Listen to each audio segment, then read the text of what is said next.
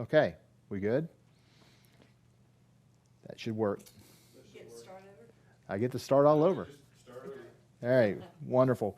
Good evening, everyone. Sorry about that little technical difficulty. I didn't have it on play. I had it on mute. So I'm Scott Whitley. Welcome to Rafa House. This is Financial Principles, and this is the second of a series that we're going to be discussing biblical principles of money, sharing some practical advice, and providing a firm foundation for personal financial management. No one is born financially smart. This is a skill that everybody has to learn. It's almost like you think about no one is really born knowing how to drive a car. We have to be taught that skill. And just be frank, some of us learn it quickly and some of us, well, not so quickly. They have to struggle along the way and have a bump here and there. But it's the same way with finance. Personal finance is 80% behavior and 20% knowledge. Most of us know what to do, we just don't do it. So anyone that finds themselves with more month than money, well, the issue's probably staring at them in the mirror. We are following Dave Ramsey's book, The Total Money Makeover.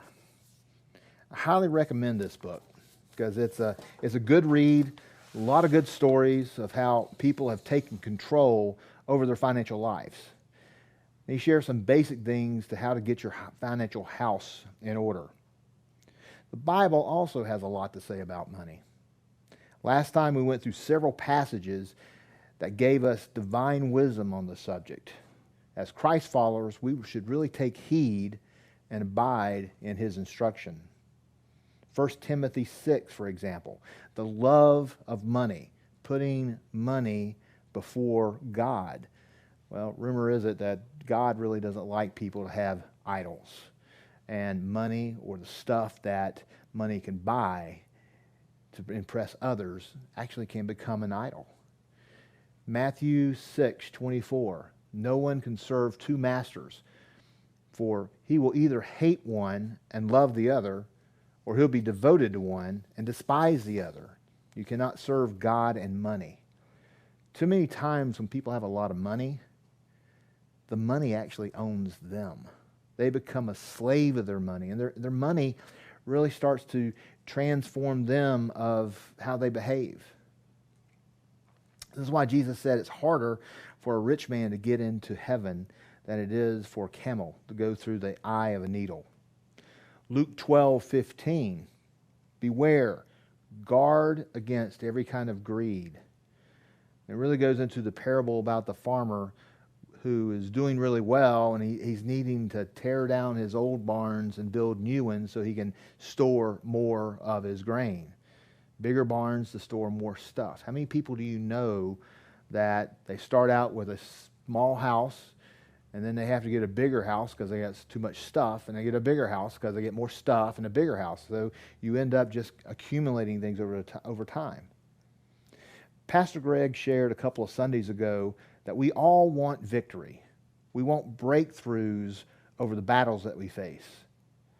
There is victory in following God's word, his instruction, even in financial matters. Financial mismanagement, in fact, can be a major battle. It can even be considered a stronghold.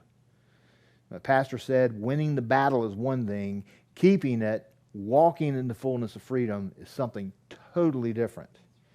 And that's what we're going to talk about tonight. Shifting in your life, getting free from the chains that bind, spending habits, financial burdens.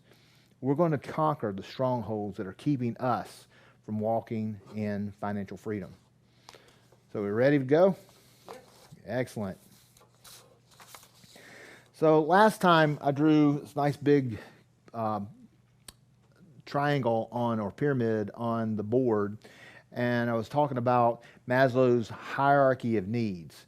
And you start at the very bottom of that, and it's your basic needs, that of air, food, water, clothing, shelter, and you build upon that. Safety, and that's going to be a secure job, savings, retirement, etc. Social is the next rung up, esteem, and self-actualization. Well, we're talking about the basic needs here. And sometimes we confuse basic needs and wants. And wants get us into trouble.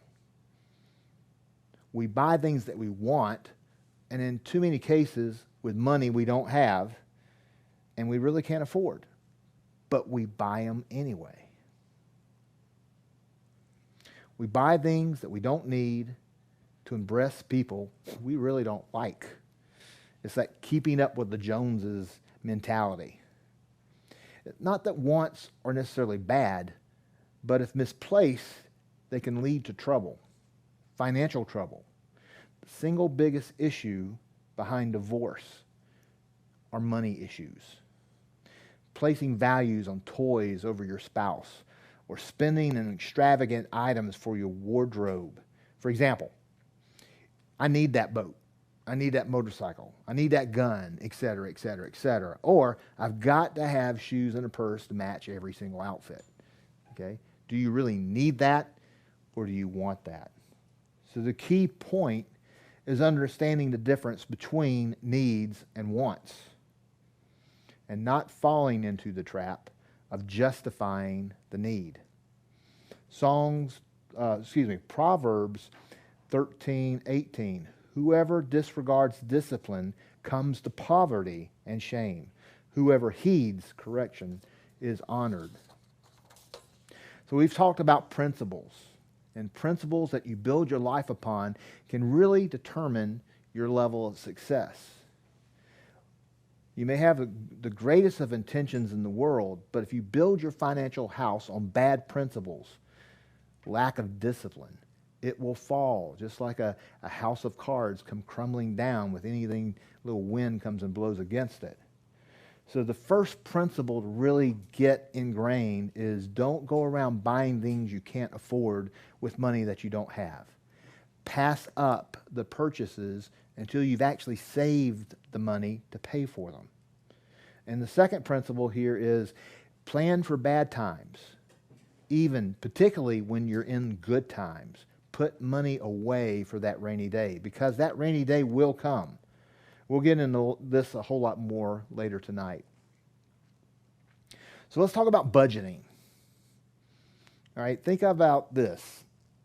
I don't think anyone really plans to fail, but many people fail to plan. So companies, well-run companies, run by budgeting. They live and die by their profit and loss statement or their income and expense statements. They plan what they are going to be buying, and they do everything with a purpose. And that purpose is this: to make more money than they spend. Why would we not do the same thing? John Maxwell said, a budget is people telling their money where to go instead of wondering where it went. So, the first step here is creating a budget. Let's call it a spending plan, and not deviate it from it. In Dave Ramsey's book, he uses what was called an envelope system, and we went through this last time. And it is literally having envelopes, and on the outside of those envelopes write rent, write utilities, write food, write clothing, write gas. You're creating things that you know that you have to spend on every single month, and you're putting cash in the envelope. And yes, he's a proponent of putting cash in the envelope and not taking any money out of the other envelope to spend on anything else. It is specifically for that. And when you run out of that, you're done, okay? But here, the concept here is you're training your money where to go instead of wondering at the end of the month where it went.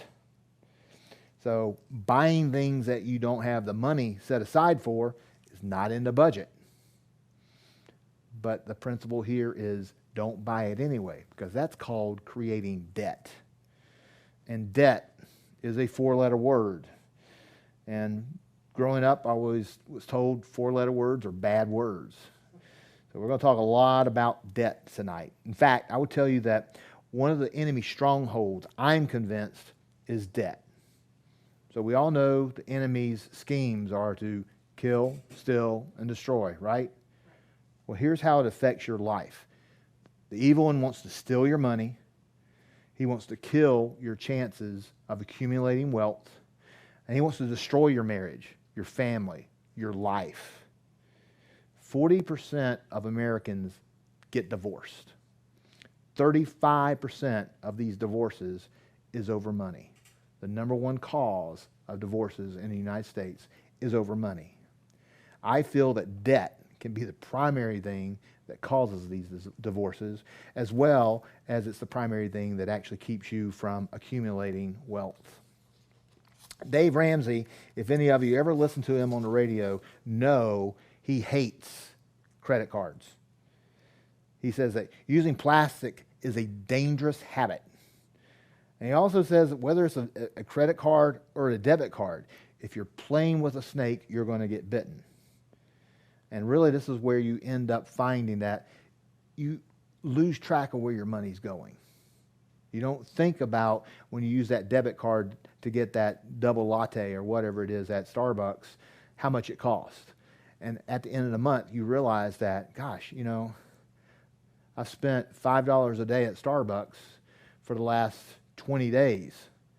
That adds up to be a considerable amount of money that just all of a sudden disappeared out of your checking account. Our world today teaches us that it's okay. If you want it, go ahead. Put it on your Visa or your MasterCard and pay it off at the end of the month. But think about how many people actually pay off their credit card every single month. Merchants make it too easy. Make this way too easy. Easy credit terms, instant approval, same as cash deals, 0% interest, rent to own. A lot of these things are traps. Predatory lending that, believe it or not, is perfectly legal. Debt has been so ingrained in our society that most Americans can't envision a car without a car payment, owning a house without a mortgage, having a student without a student loan, or having credit without a credit card. So I'm going to give you some facts for just a second. The average credit card debt in America today is $6,800. 83% of adults have at least one credit card. The average numbers of credit cards out there are 3.1 per person. The average annualized percentage rate, APR, on a credit card is 21.25%, 21.25%. 65% of all credit card users don't pay off their credit card in full at the end of the month. The average household with a credit card debt is paying, on average, almost $1,200 a year of interest. The average mortgage is $200,000. Average automobile loan, $28,000. The average student loans, $46,000. So the average debt, consumer debt, that Americans have is around $300,000 a year, or $300,000, I should say.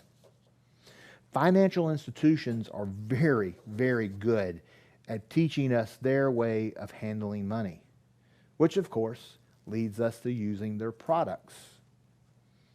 Society also influences our behaviors. If you think peer pressure was bad when you were younger, when you were in high school, think again.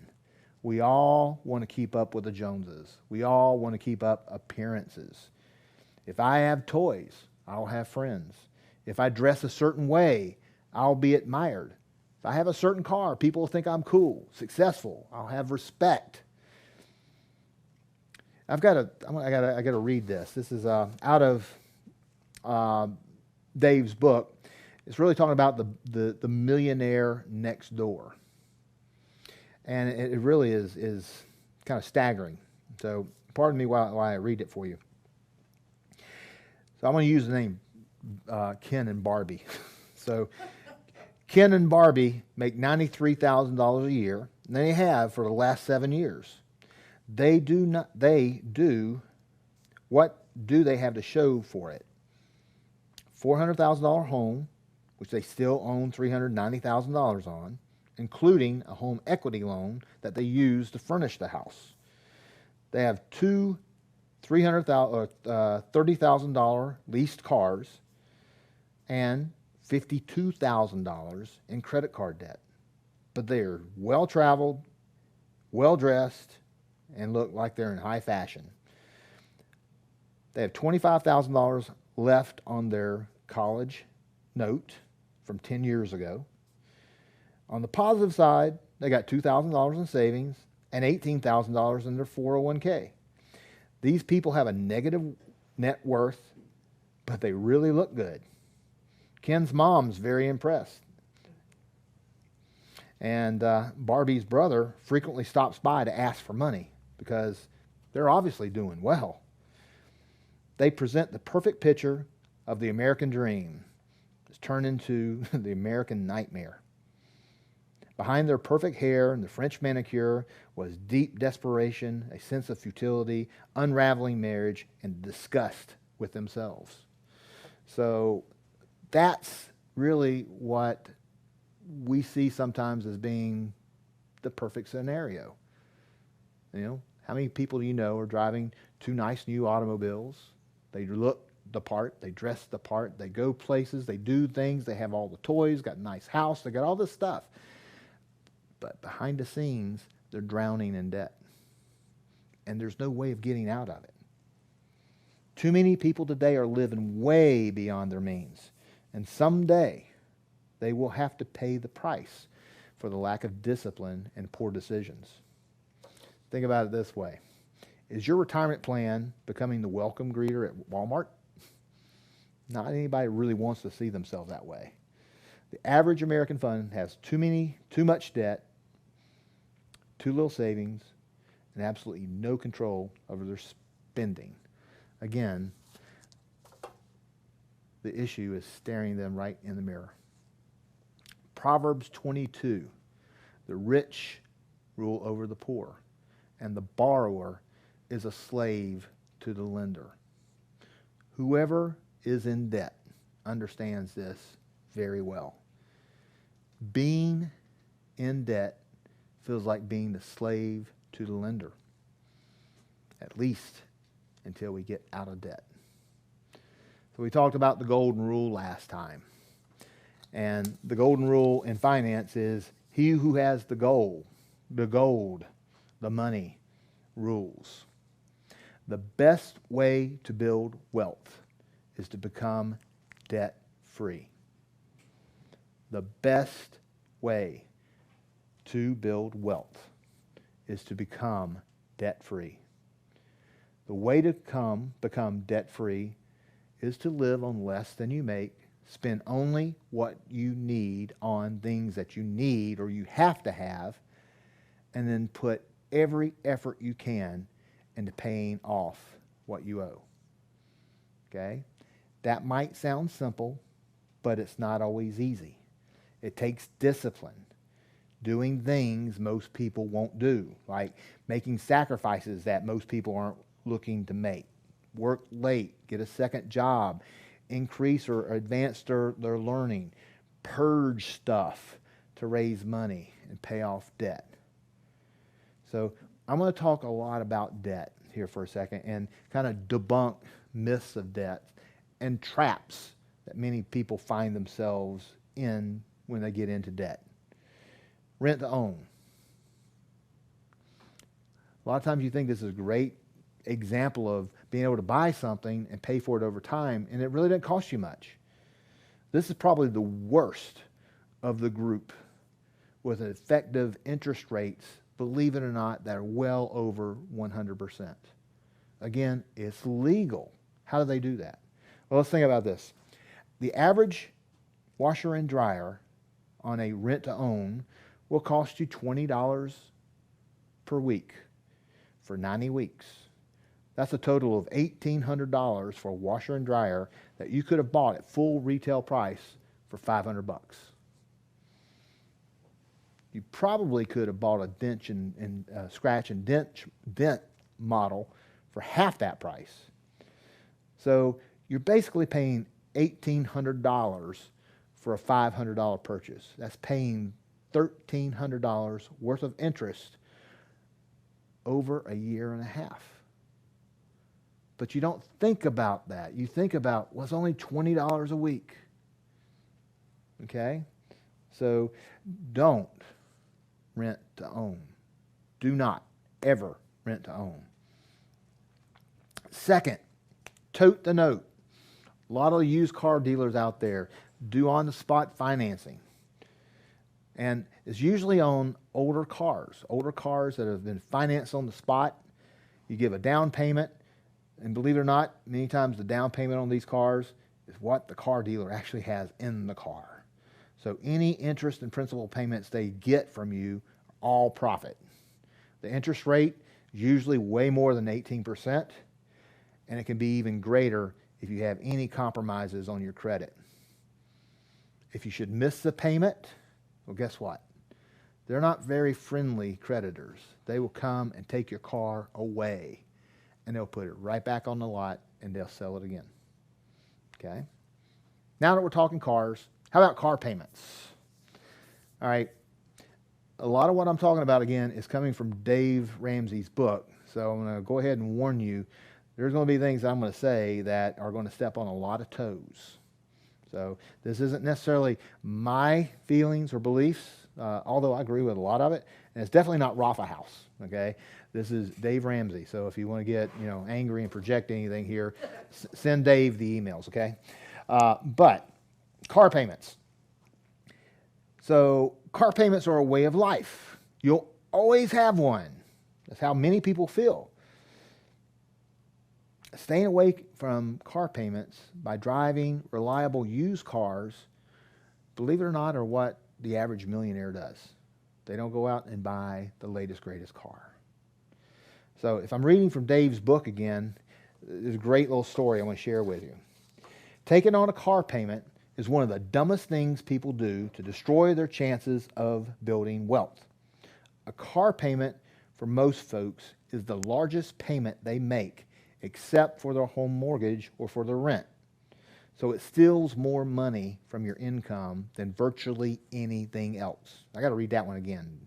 It steals more money from your income than virtually anything else. Most people get car payments and keep it throughout their lives. As soon as their car is paid off, well, guess what? It's time to buy another car, and they get another car payment. So if you keep a $495 car payment throughout your life, which is normal, you'll miss the opportunity to save that money. If instead you invested $495 per month from the age 25 to age 65, a normal working lifetime, you invest in the average mutual fund, averaging on, basically 12%, you would accumulate over $5 million by the time you're age 65. You're the millionaire next door by not having a car payment and by putting the money aside each month instead into a savings plan.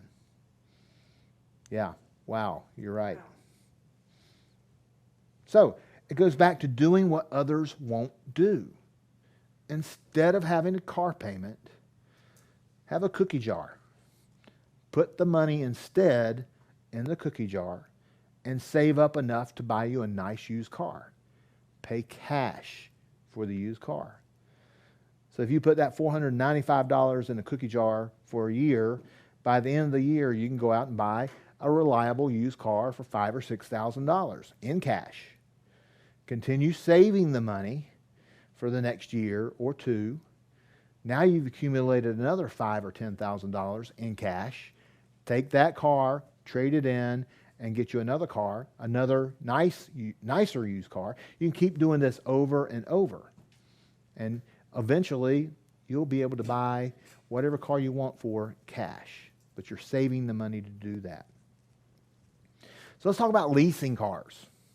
Again, this one's really going to hurt and step on some toes. Many people think that leasing a car is a smart way to have a new car. You should not, a lot of people think you should not own something that goes down in value so much so quickly, right? We all know that as soon as you buy that car, drive it off the lot, it's lost $5,000 of its value immediately. And it drops exponentially past that. Again, reading from Dave's book, car leasing is the most expensive way to acquire a vehicle, not buy a vehicle. You're not buying it, you're leasing it. The cost of capital is the interest rate is very high. The law doesn't require full lender disclosure in leasing programs, and the average interest rate on lease programs is 14%. So here's how the math works. Lease a car with a value of $22,000 for 3 years. When you turn the car in after the lease, the car is now worth $10,000. It's dropped exponentially in value. Someone has to cover the $12,000 loss. And you know it's not General Motors or Ford or the car dealership. Your lease payments are designed to cover that loss of $12,000 in value over 36 months, over $300 per month. Plus, divide the profit, the interest that you pay. On top of that, you have to pay 10 to 17 cents per mile for anything that you drive over the allotted miles, and you have penalties for excessive wear and tear. So most end up writing a good-sized check at the end of a lease to cover all these little items.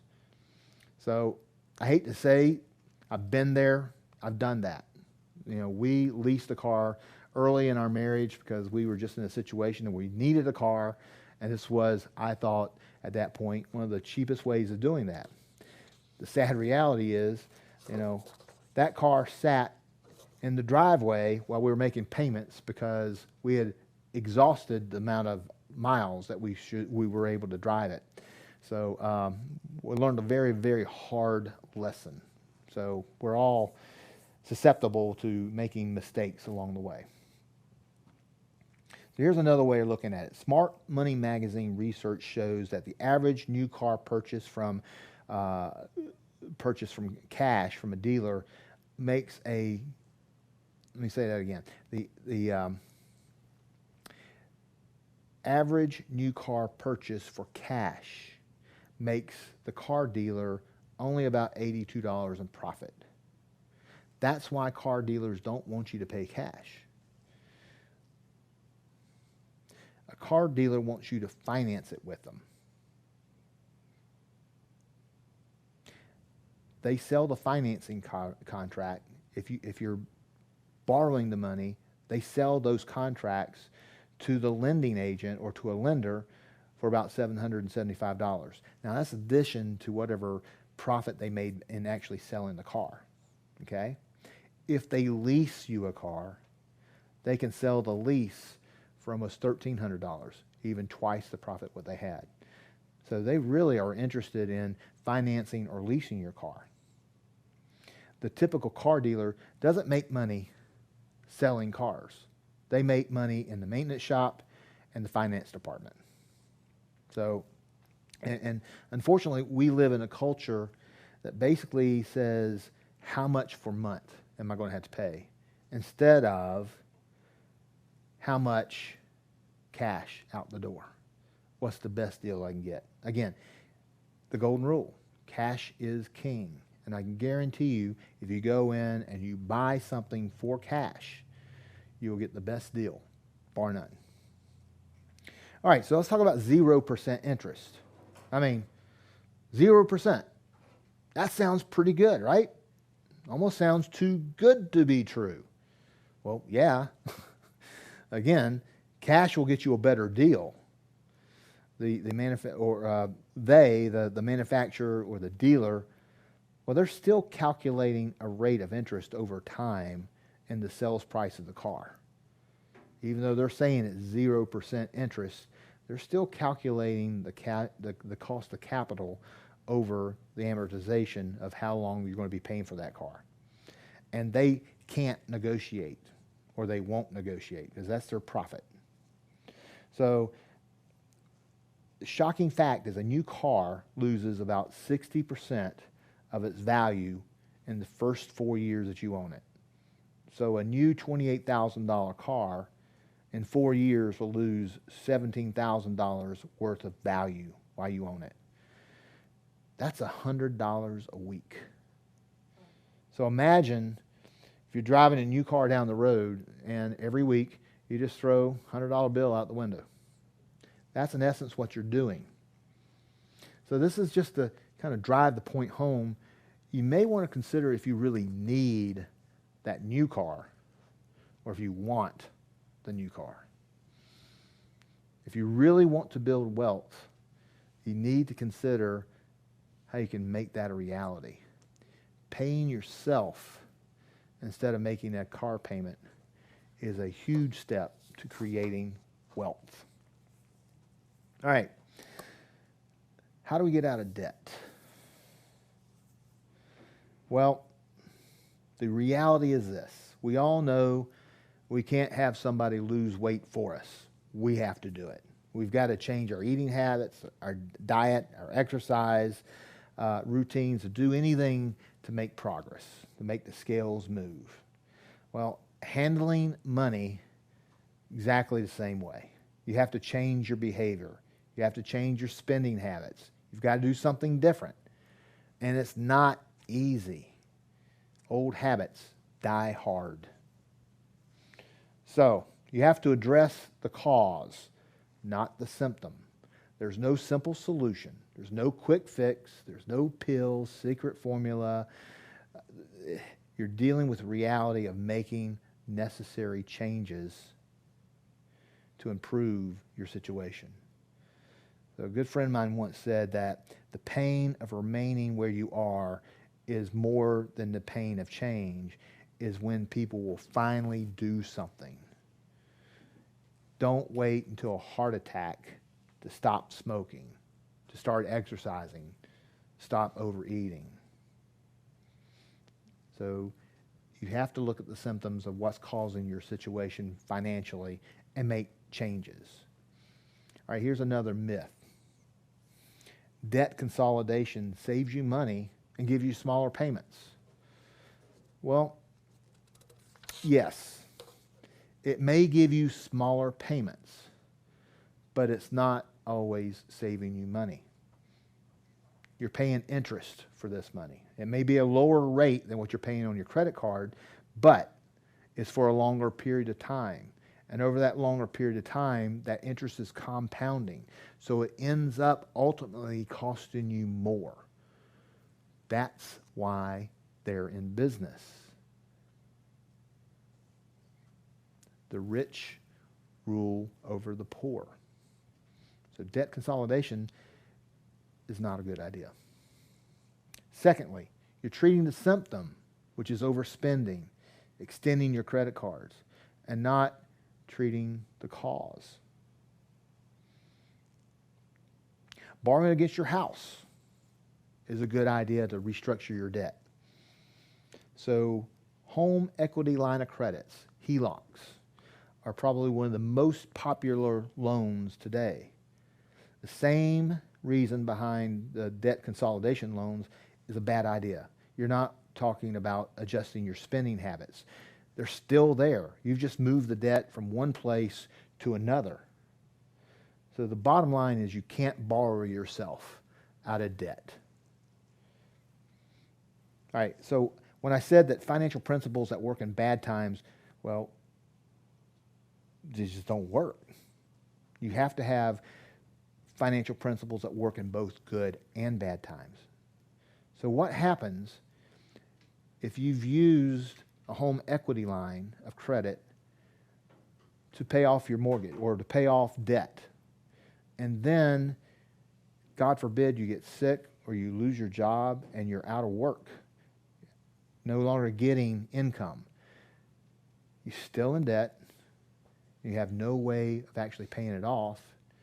You've got your mortgage, you got your second mortgage, you've got additional debt and such as that. All of a sudden, you find yourself out of work and out of a home. In Dave's book, Financial Peace, he talks about baby steps. And this is taking baby steps one at a time to financial freedom. And many times you can look at this as, how do you eat an elephant? Well, you eat an elephant one bite at a time. So I'm going to outline a 7-step process, which is one that has been proven over and over and over again to help people get out of debt. Now we're going to go down a road that can be a very long and difficult road for some. It's about a reality check. It's about sacrifice. It's about discipline. But if you follow this path, you will be successful, and you will become debt-free, and you will have financial peace. So Luke 14:28, Jesus says, which one of you intending to build a tower does not sit down first and count the cost, whether he has enough to finish it? And that's what we're really doing. We're sitting down and we're calculating how we're going to get ourselves out of debt. So, here we go. 7-step plan. First, you need a spending plan.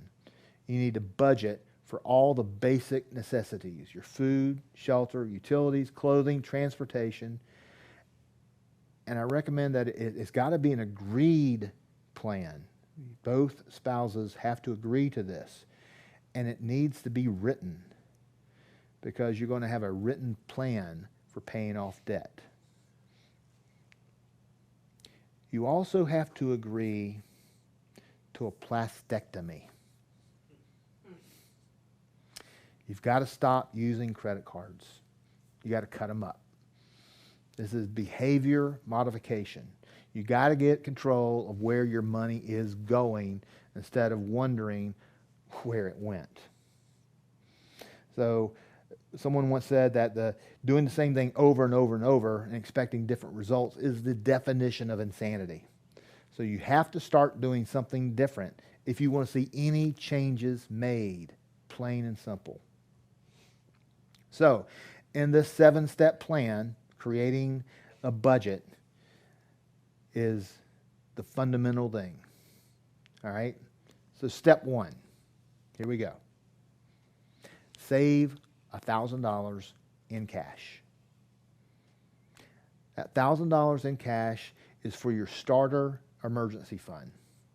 Have it in cash and have it somewhere in your home tucked away for those unexpected emergencies. It may not be enough to cover a big emergency, but hopefully it'll be enough to cover little ones. Okay, so keeping that $1,000 sitting in cash someplace. All right, so when the car breaks down, or when you've got to go get medicine, or have to go to the doctor, or have a deductible, or have something, this is that, got to have it. And don't put emergencies on your credit card. Use that $1,000. And then if you use anything from it, then save and build it back. Keep that $1,000 in cash at hand. All right, step number 2. Dave calls this the debt snowball. He advocates listing all your debts in order, from smallest to the largest. List them all, everything except for your home. We'll get to that one later. So you're talking about your credit card debts. Any of your credit cards that you have, the smallest balance to the largest balance.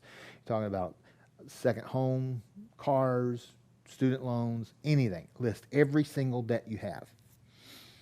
Budget for the minimum payment on all those debts, with exception of the smallest one.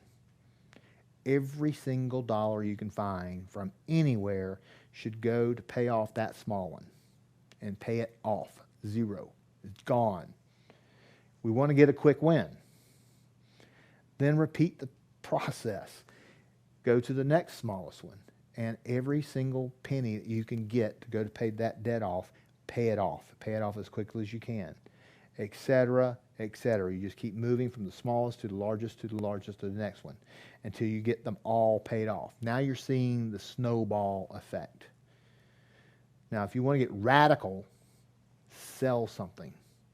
Declutter your garage, your attic, closet, stuff that you seldom use. Get rid of anything you can live without. Sell it on the internet. Get a garage sale. But it's doing things that other people want. Take that money and start plowing it into debt and get that off so that you have freed up more money to go toward paying off other debts. Another idea, and this is very radical, is if you have a couple of cars, sell the car that has the most debt on it. Take what you can get from that and go out and buy a reliable used car for cash. And the payment that you were making on the second car, you can apply to the remaining car and pay it off quicker. Another suggestion would be if you're currently putting money into a 401k plan or another retirement plan or such as that, consider suspending that right now until you freed yourself up of all this consumer debt, credit cards, rent to own, car payments, etc. Once you've got that settled and you've paid all those off, you can resume putting in contributions to your 401k or your retirement plans. Concept here is look at you're trying to run with ankle weights.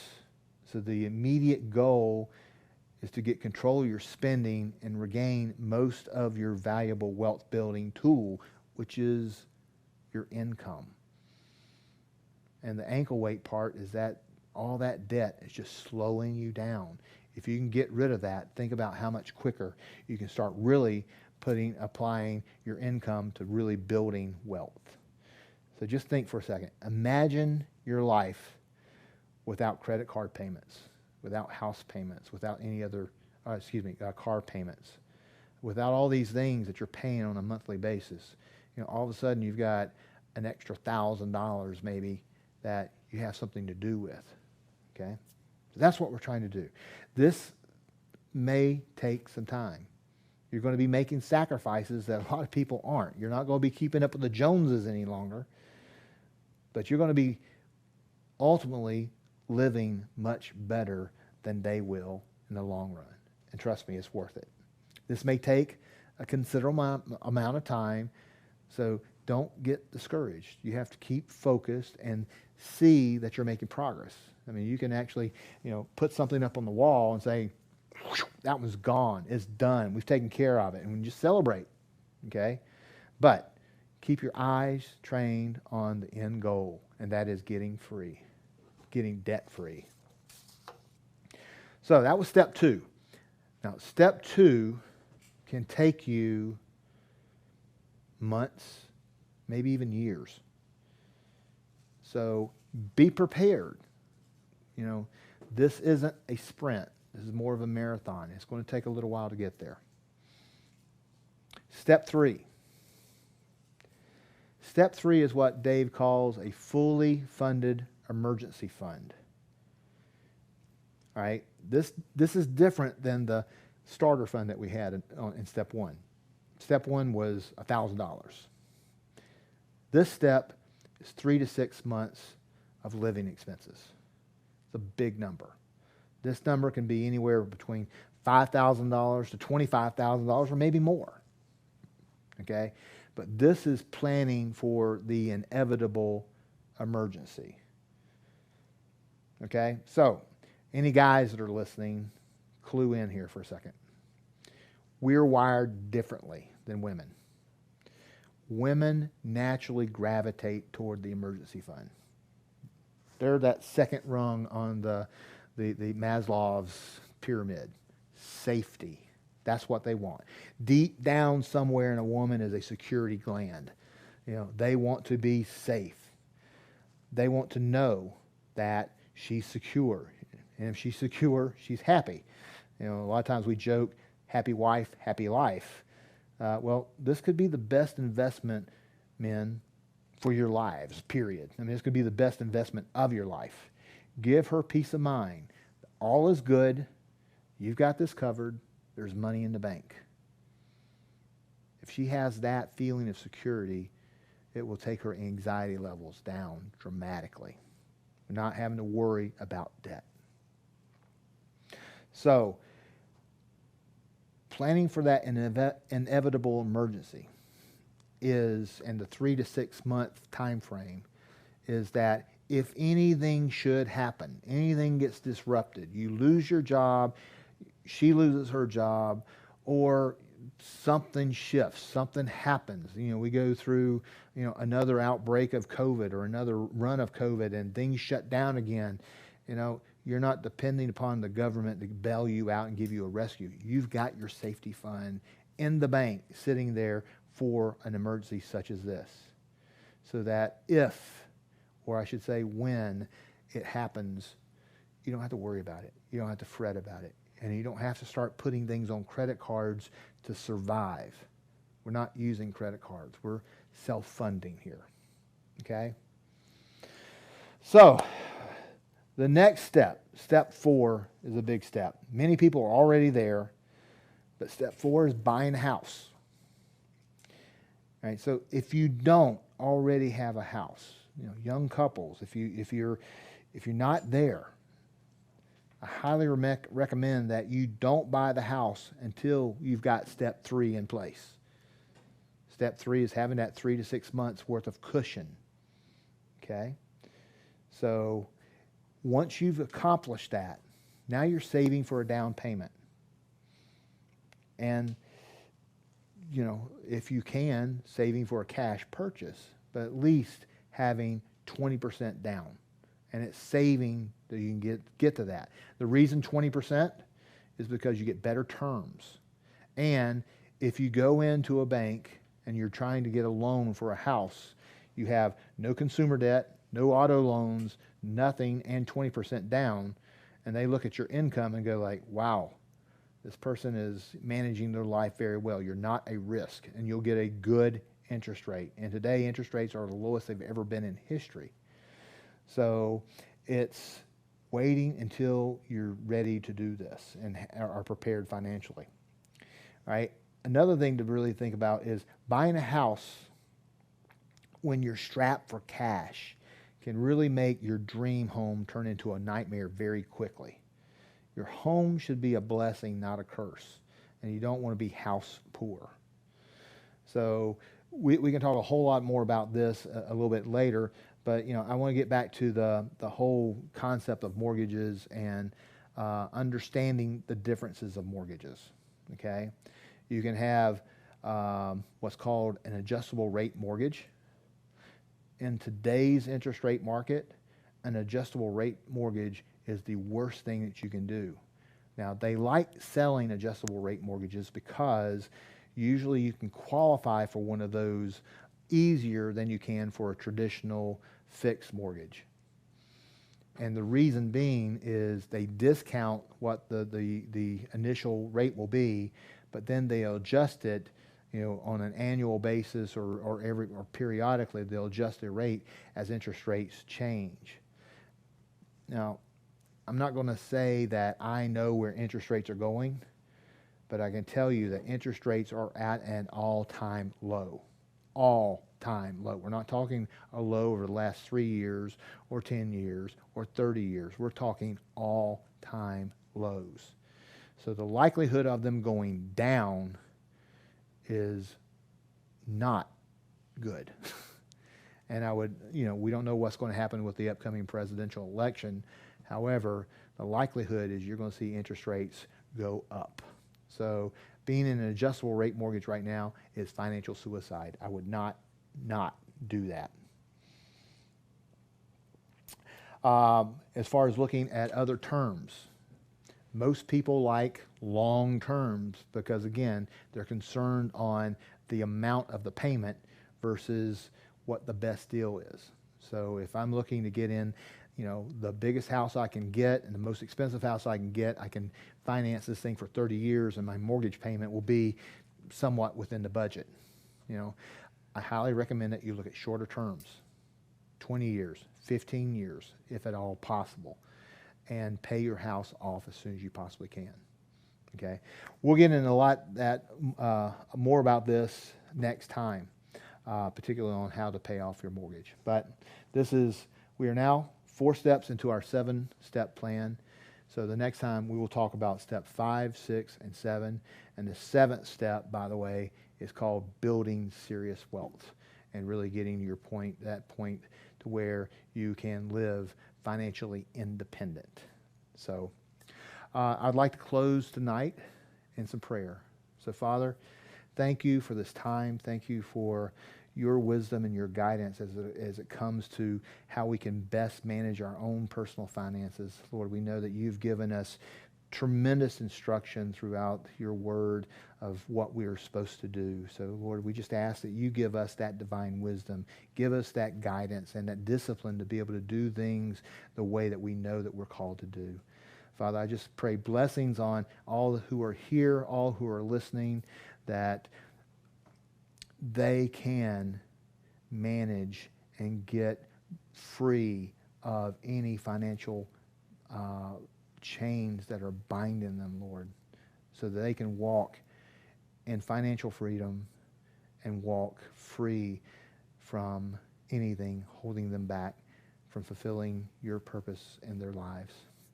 Lord, I pray this in Jesus' mighty name. Amen. Good night, everyone, and God bless.